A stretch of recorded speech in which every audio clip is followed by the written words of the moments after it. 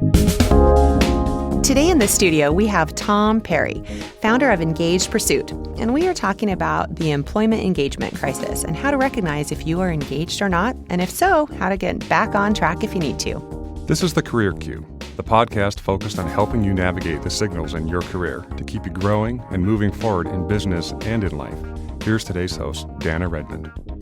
Tom, welcome back to The Career Cue. Hey, Dan, it's good to see you. It's great to see you. I heard you did some fun traveling while we've been separated, so good. Down in the Southern Hemisphere. I have just gotten over my jet lag, and it's good to be back. Wonderful. Well, we are excited to have you and have you talking about the employment engagement crisis. So let's just jump right into that.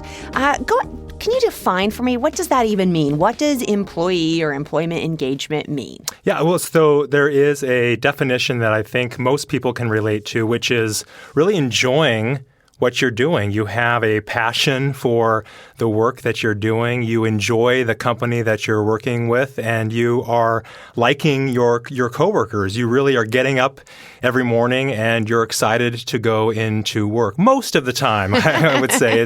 It's definitely not an everyday thing, 100% of the time, but I think most of the time you are getting up and you really are finding value in your job and liking the people and company that you're around. So then how do you define then like a disengagement? What does that look like? Yeah, so there's a couple of different versions of disengagement. One is a little worse than the other. So let's talk first about what a typical disengaged employee looks like. And again, this is not as scientific as some things. It's a little bit more of an art than a science. So the definition is a little bit more squishy in nature, my favorite word. And I think that a disengaged person is someone who I view as a little tired, a little slow, maybe a little dull in how they are approaching their work. They're not raising their hands as much for different opportunities. They may be a steady Eddie kind of an individual who really is not pushing himself or herself to do more. They're just kind of there, And I think if you think about your previous experiences in professional environments, I'm sure you can think in your head some folks who maybe fit that mold who are just kind of there, and that to me is the definition of a disengaged individual. That's the first part of the disengaged definition. The second, and I think the more difficult person to identify, is the person who is actively disengaged. And these are the folks who are they are purposefully going and doing things that are not good for themselves, and they're not good for their organization and the people that they're around. So in extreme cases, that could be a person who is, stealing from the company. That could be, money, expenses, or even time. It could be someone who is talking bad about an organization or a company to other employees. So they're creating this, kind of toxic environment. And a lot of times those individuals are not even there. They are really taking advantage of programs like work from home, or they're showing up, at 10, 11 o'clock in the morning and leaving in the early afternoon. So those are the folks who are really doing some, in my mind, bad things for themselves as well as for the company as well. So those are the two types of, I would say, disengaged. There's kind of the standard disengaged folks who are more tired and slow and not really moving forward. And then there's the actively who are like, get out of my way. I don't want to be around you because you're not helping anything or anybody. So if I'm one of these people that maybe is disengaged, or like, why do I care as an individual, I guess, about that? Like, how does that impact me in my life, you think? Yeah, well, I think first of all, it's interesting to put some numbers around this so people know that they are not alone if they are feeling like that, Dana. So I think, first of all, the numbers around the engagement crisis are pretty staggering, I think. According to a Gallup poll that was released earlier this year in 2016, about 70% of U.S. Professional employees, those are folks who are in office environments and doing corporate-y kind of things, are disengaged. And that to me is pretty scary. And I saw those numbers, maybe not that high in my previous experiences, but it was pretty legit and pretty scary. Of those numbers, about 10% of those folks, that 70%, are what we call actively disengaged, the definition that I just finished up with. So it is a crisis, I think. That's a huge number. If you sat, that means 10 people in a conference room, 7 of those people could either sort of care less or actively could care less to be there. It's nuts. And I manage teams of 10. Yeah. And to think about that is really sad, I think, and scary on some levels, that you do have 1 or 2 people in that group who are doing some potentially bad things for your team, you as a manager, as well as the organization. So it is from a U.S. perspective an issue, and it's even a bigger issue globally. I think the statistic I remember was something like 90% globally are disengaged. So it's a big problem that is not just a U.S. problem. So going back to your question, I do think it matters because it does affect you in a variety of different ways. I think it affects you personally. It affects your ability to be positive and to really have a more glass half full outlook on your life.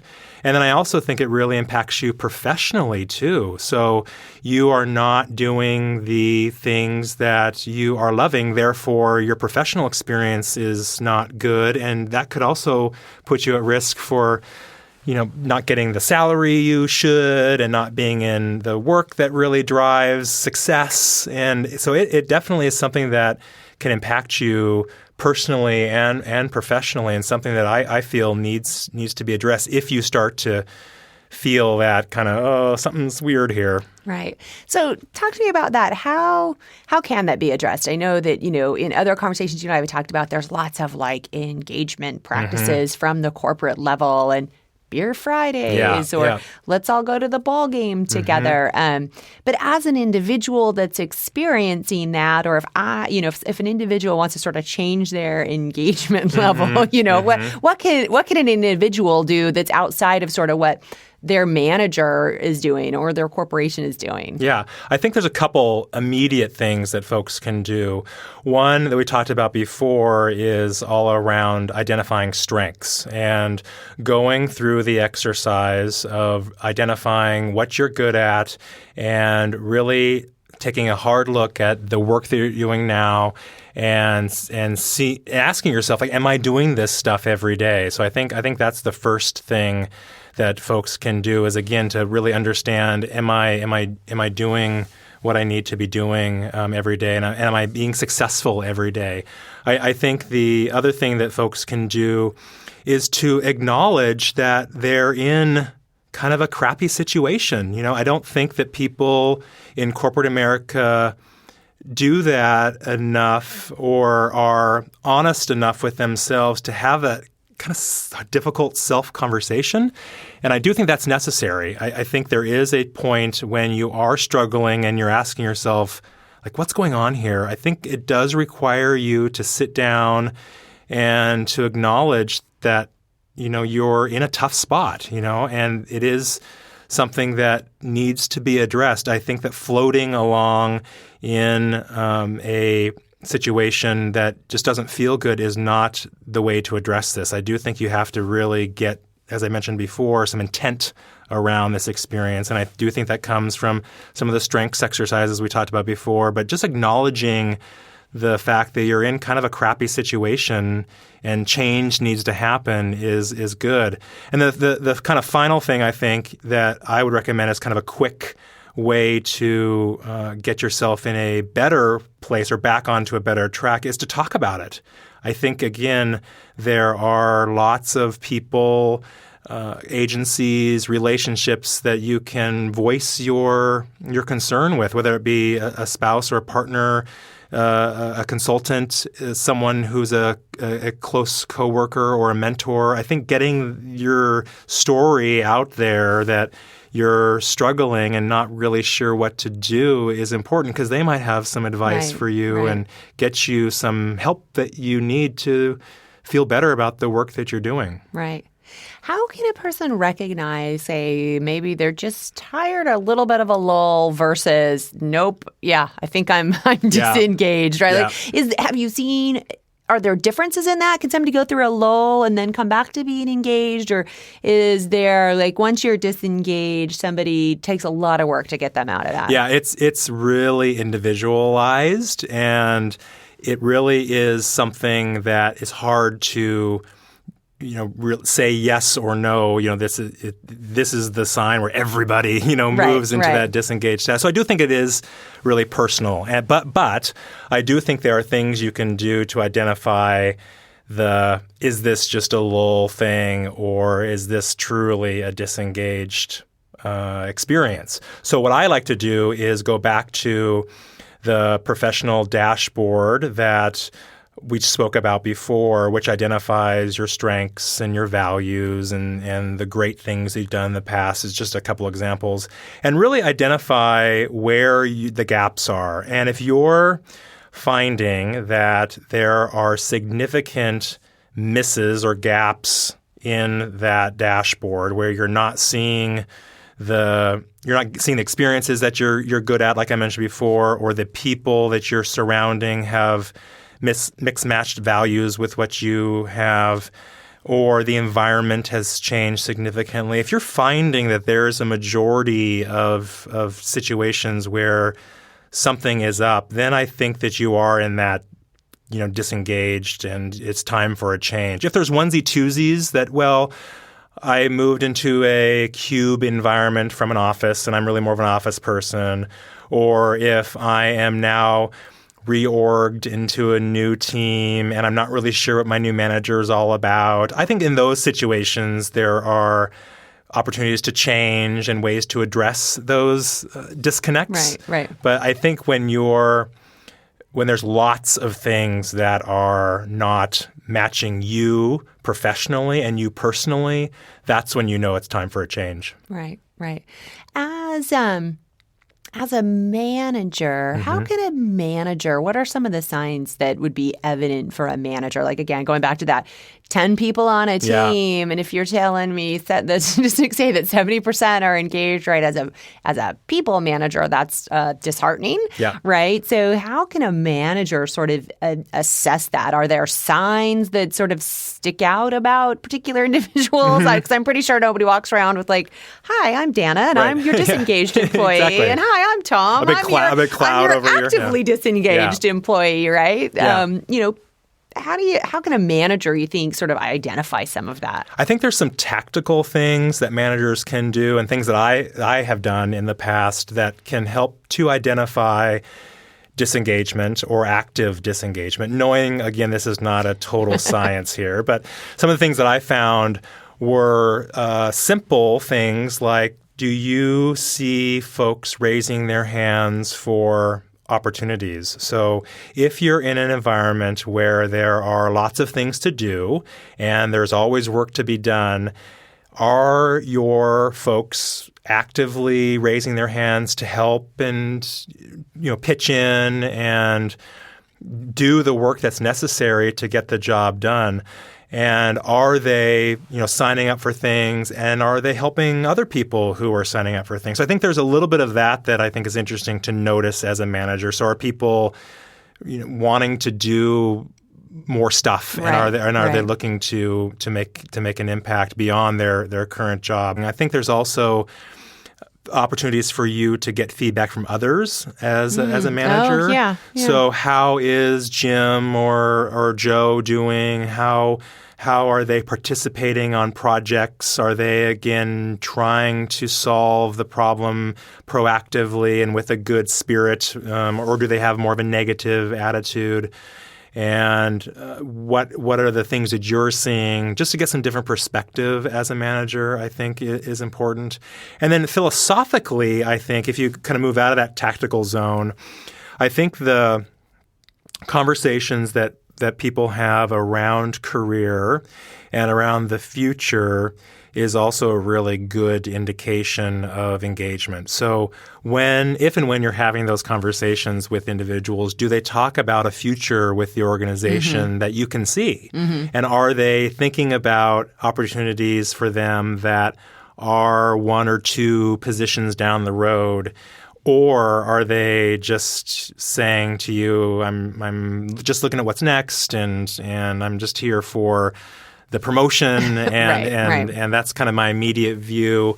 So I think there are some more strategic ways of looking at folks as a manager and getting a sense of where they are on that engagement scale, knowing that it's not going to be every day 1,000%. But I do think there are some tactical ways of identifying potentially at-risk employees, and then strategically there's a way too of gauging engagement too. And I also think that it's not bad to actually ask people, like, how are you? We used to have a temperature gauge where we'd say, what's your temperature? Are you feeling good? Or are you kind of sick and not feeling so good? So I think there's some ways like that where you can just ask people, how are you doing? Do you feel engaged in the work that you're doing? Are you liking the direction that we're going? Are you feeling like there is a future here? Not being accusatory or saying, you're coming in at 10 o'clock in the morning,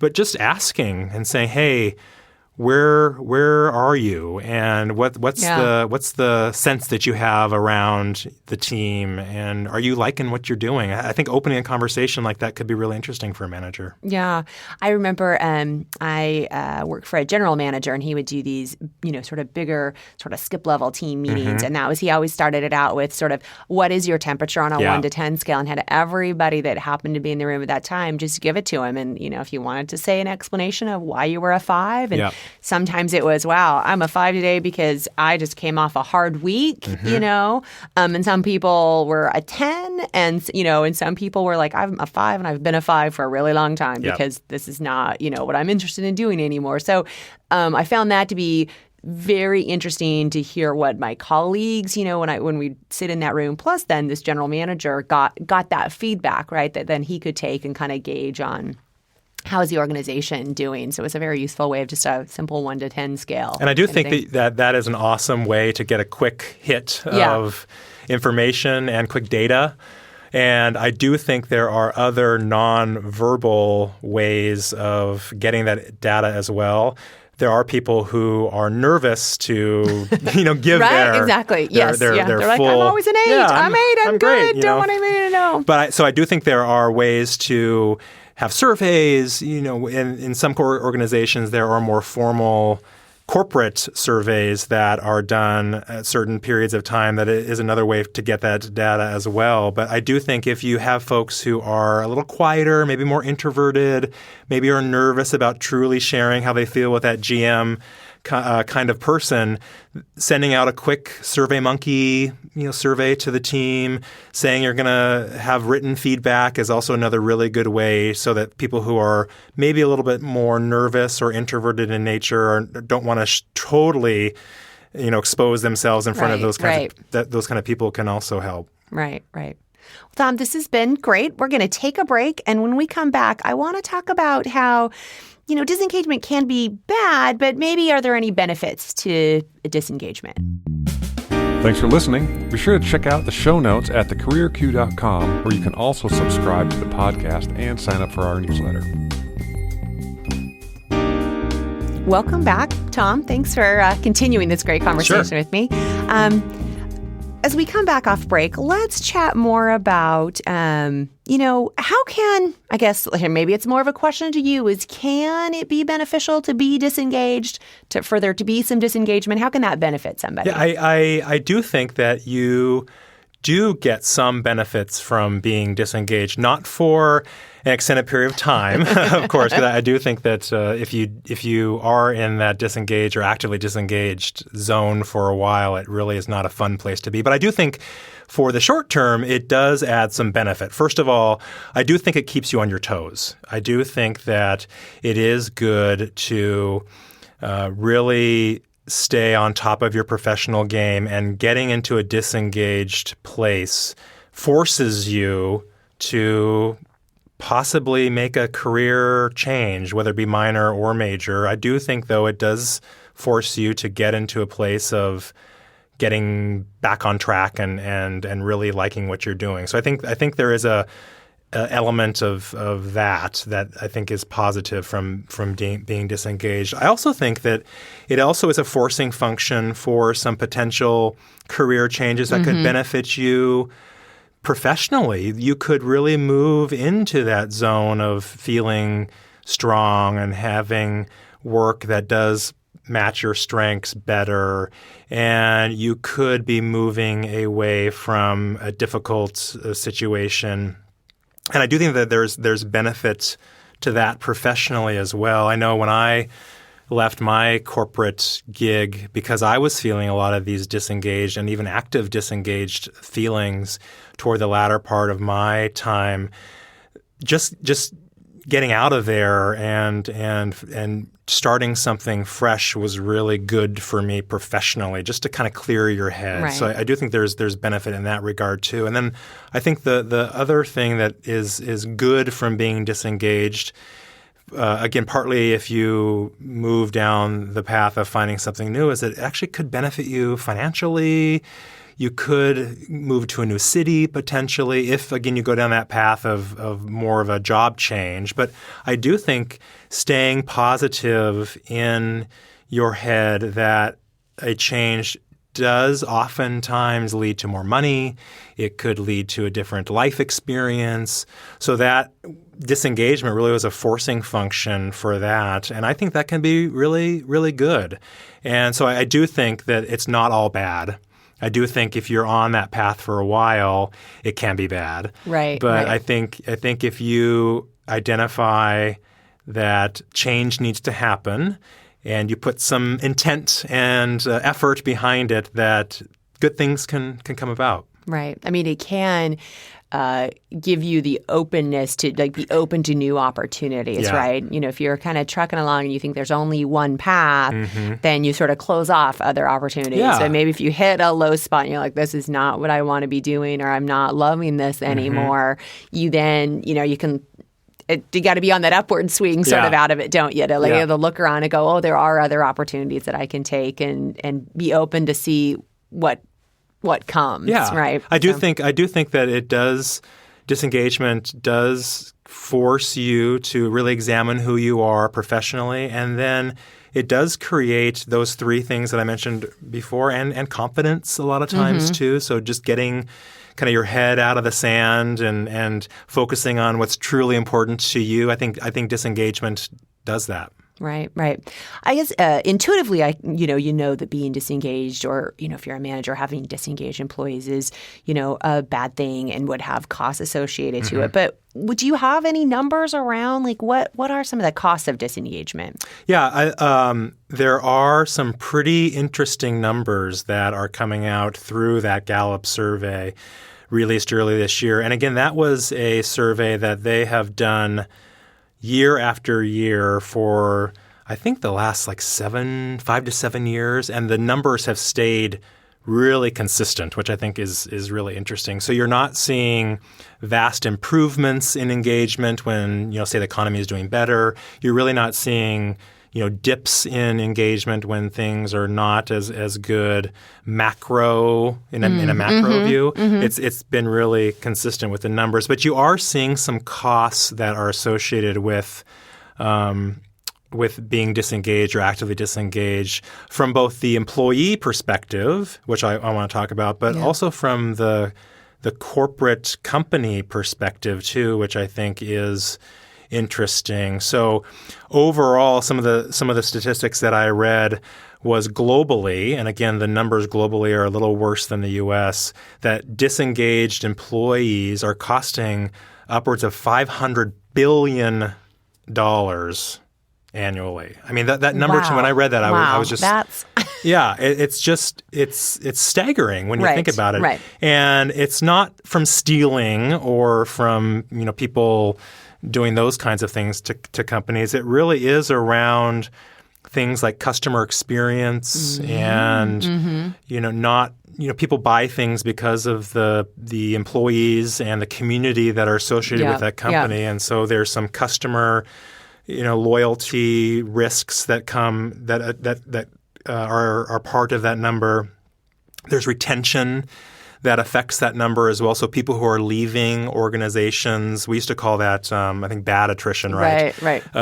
So bad attrition that's happening within the corporate environment costs, depending on the level of the employee, something like 4 times the salary if you're a senior level person. And even if you're kind of a junior level person, it's something like 1.5 times your salary to replace that individual. Right. Because that knowledge that they have, that experience, that's the recruiting costs alone or something, right? But it's just that experience that person had that they then are walking out the door with that knowledge. Yeah. I mean, and that's when you think about that from a hard number perspective, 4 times your salary, that's a lot potentially.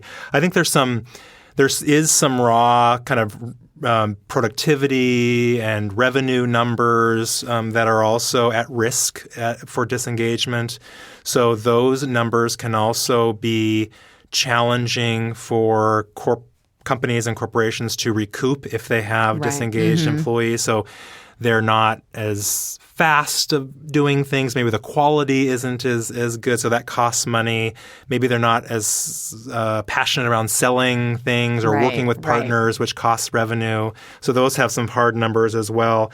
And then there's some softer numbers that I think also are at play here around workside productivity and work health.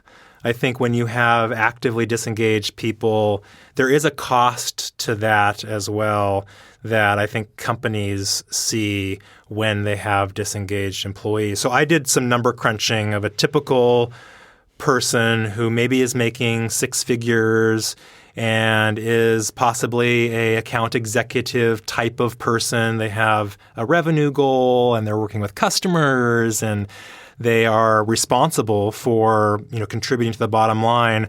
It's about $250,000 when you think about the costs of someone who is disengaged to a company. Right. Yeah. In that scenario. If they're either just hitting their target or just under their target, if they're not blowing their revenue numbers out of the water. Yeah. It can have a huge financial impact. So I think from a company perspective, it is really important to address this because there are hard numbers that are really coming out that show, hey, this is not something we can ignore. It's costing, hundreds of thousands of dollars per typical employee and then billions of dollars globally when you look at it from that scale, with employees. So it is a big problem from a corporate perspective that you're starting to see some organizations address and companies look closer at this issue.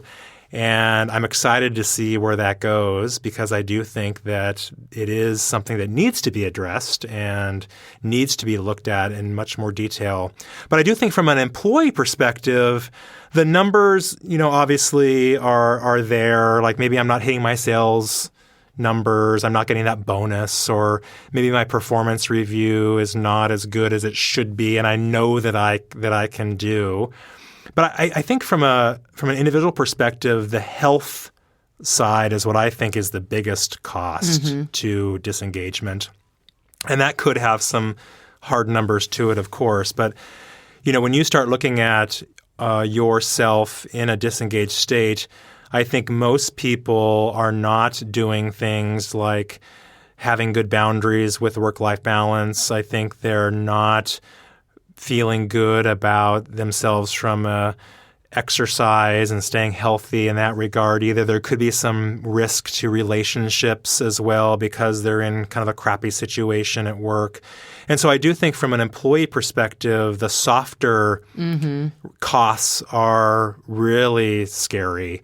And that's when I think, if you're on that path and you're starting to identify some of those things happening to you, that's when a change really does need to take place for you as a professional, because that's just not a good place to be, not a good place to operate. Right. Yeah, I mean, as an individual, it's interesting to think about if just every year they're sort of maybe getting 1% less of their raises, right? I mean, so there's hard economic value that you get that 5 years out or 3 years out, and you haven't, it's hard to then continue to recoup that there from, sort of a pure salary or bonus perspective. But then sort of the bigger issue around, gosh, how does it impact the rest of your life, right? So sometimes if you're not enjoying your work, that means, that can have a lot of overflow into your personal relationships, all of that. Yes, whether you want to go to the gym or not, or, that kind of thing. And I'm really seeing that with some of my clients who are in that disengaged or actively disengaged space. They tell me that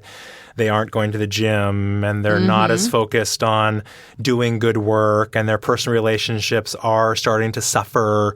And that's where I'm just like, ding, ding, ding. I'm glad that we're working together, because that's where we really need to get back on track. Yeah. So let's then talk about that for sure. So we talked a little bit earlier about some tactics, but give me the path. Like, how does a person get back on track? So I think there's a couple of ways to look at this. One is staying in the situation. And I do think that there are changes that people can make to their current situation that can benefit them and get them back on track. So using the dashboard we talked about earlier as a guide, really identifying what areas are not as close to you or aren't a good fit, and working on those first. So that could be again, maybe there's a problem with the boss or the team or the work that you're doing, and really identifying, where those trouble spots are and trying to fix those first. And I think you can have conversations with your manager or your team about that and trying to really focus on improving those areas, if it's not, again, the majority of the dashboard and the majority of your corporate experience. And I think that could come in regards to changing the work that you're doing. It could be things like coming in and really holding yourself accountable to coming in the office by 9 o'clock. There are things you can do around work-life balance and getting out of the office and going to the gym, and just being really, again, intentional about your experience so that you can be better in your current experience. And I do get that there are people who can't change. They've got other stuff going on, families or whatever, and they're in a good situation. And so I do think it's okay not to jump ship and try to try to improve where you are, and that's okay. However, I do think the other alternative is to change and to leave and to find something new, because I do think there are certain pieces of your experience that are only fixable through change. And unfortunately, I've learned personally that change really has to be driven by you. And if you're relying on the company or the boss or the team to change and get better, it doesn't really work like that, which is kind of hard to swallow. And it was a big wake-up call for me. But it just doesn't happen. There are other factors, there are other experiences that are at play. And so you have to really take ownership and change your experience if that's the path that you decide to go down. And as I said earlier, I do think there are certain things that require that. So for example, if your boss is someone who doesn't share your values and isn't someone who you're learning from and doesn't really value you, then I do think that's worth a change. That is worth going and finding something else because that relationship is so important. The statistics around people leaving because of their boss is so true. So I do think that is one example where if that starts to go sour, then look elsewhere. The other thing that I look at and was a big motivation for me was when the environment that you're in changes. So if you're a person like I am who likes to build stuff and is a startup kind of a guy who loves to think about organizational structure and process and policies and all that kind of thing, all those things, if you are moving into an organization that is more steady state and it's running the business and it's status reports and slight changes to the business, that is another example where I would say, hey, you're moving into this zone of an area where you're not really using your strengths. Yeah. And that is a sign that things should change. So in those two examples, I do think it's totally appropriate to say, hey, we're gonna look to find something new, whether that be in the organization or company that you're in, or outside the organization, and that's okay. I think there are people who, and myself included, who thought and think that is too difficult, or I need to be more loyal, or things will eventually improve, and sometimes that is the case for sure. If they're little and not the majority of your experience, but if there are things that are just not jiving with you, personally and kind of ethically, or the work is changing so much, then I do think it's okay for a change. Yeah. I mean, it's, what's so powerful with me, what you've said, is so much of it relies back on the individual, right? It's up to that individual really to recognize what state are they in, this, engaged or sort of maybe, just disengaged. There's that active disengagement. And then it really is up to the individual to try to get themselves out. Because, as we've talked, right, there's only so much a corporation or even a manager can do in that case. But the individual has to bring that forward to that company or bring that forward to that manager if they want to change, right? Yeah. Maybe they do need to switch up what they're doing, or, the group's moved in one way and that's no longer what that person wants to do. But that individual has to recognize that and take control of it, or else they're going to kind of just be mired in this like, oh, gosh, is it Monday again? Like, oh, got to go to work, right? I mean, I do remember, I remember there was a period in my career where it was every Sunday night I would get this massive headache just knowing that, I had 5 more days that I was going to have to get through. And that is not a good place to be in, and nobody was going to change that. Yeah, and I do think, yeah, absolutely. I mean, that personal intent, that personal decision to get better and to change is, first of all, super scary. Yeah. I mean, I think for both of us, it probably was, oh my gosh, wow, I have to really work at this. But I also think that it's a journey, and I don't think that it's a overnight decision. I think that it is something that requires community. So I mentioned the corporate community, your boss and your team, but I do think there's outside people who can benefit you if you're struggling with this. My advice, though, is not to let this go for a while, because that's where, and I don't know the 6 weeks is the magic number, but I do think, and people will know. Like I knew, and I think my clients have they know that they're in this kind of warning zone.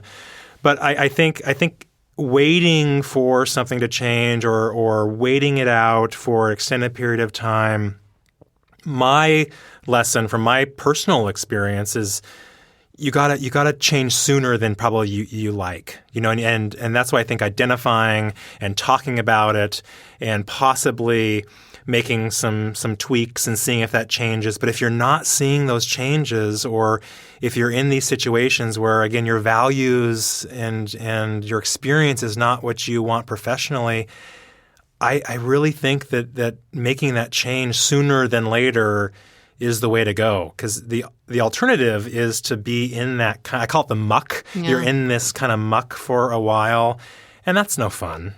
at all. And I think that it's hard to be in the muck, and I think that you just need to get out of it as quick as you can. And it is like you said, so self-driven, and it is really something that you can define and change, which on the other side is really exciting and exactly, and like that's empowering. Yep, it's when it's in the hands of that individual, right? Which is awesome. So this has been a great conversation, Tom. Do you have other resources maybe you could share with our listeners? What would be, if they're thinking they might be either mired in it, right, Yes. or they're going, what would be some more resources? So I have an awesome book that I just read a couple weeks ago. And it has kind of an interesting title, so bear with me. But it's called "You Are a Badass." I love it, and I love it too. So when I saw that title on Amazon, I'm like, yes, I'm totally getting this. And it's by an author named Jen Sincero. It was produced a couple of years ago. I think it was 2013 or so. So it's a couple of years old. But her book was so awesome for me as I was going through this experience, because there are a lot of emotions and self-esteem and just kind of pep talk, work that I think people need to do. And she did such a good job of talking about this issue from a professional corporate perspective and really lifting you up. And at the end of the book, I was feeling super confident and not alone and ready to address this issue. Because I think there are people who are really insecure and maybe have been in a company for 10 plus years like I was and aren't as confident with their ability to make a change. And this book for me, You Are a Badass, really puts you in that mindset that I think you need to be to make that change, which is you are a badass and you can do this. Right, and it is going to be tough and it is going to suck. But you can do this, and you are a badass. And I think that is such an awesome message as you go on this journey back to engagement, that you can do it. I love that. And I love the title, and I love the message of the book. Tom, this has been great. Thank you so much. If people want to find out more about you or your great company, Engaged Pursuit, how can they do that? So I just launched my new website. So check out engagedpursuit.com. It's on tablet and mobile and desktop, all those wonderful places. You can also sign up for my newsletter there called The Pursuit. It's going to come out every Tuesday. And you can also email me. So my address is just tom@engagedpursuit.com. I'd be happy to help about your individualized engagement journey. And we can go from there. So that's the best place to get a hold of me. Great. Well, thank you so much, Tom. I look forward to more future conversations. Thanks. Thanks for listening to today's episode. Be sure to head on over to thecareerq.com where you can get more information, show notes, and related articles to today's topic. Also, if you like what you're hearing, head on over to iTunes, subscribe to the podcast, and make sure you leave us a rating and a review. We'd love to hear your feedback. Thanks again.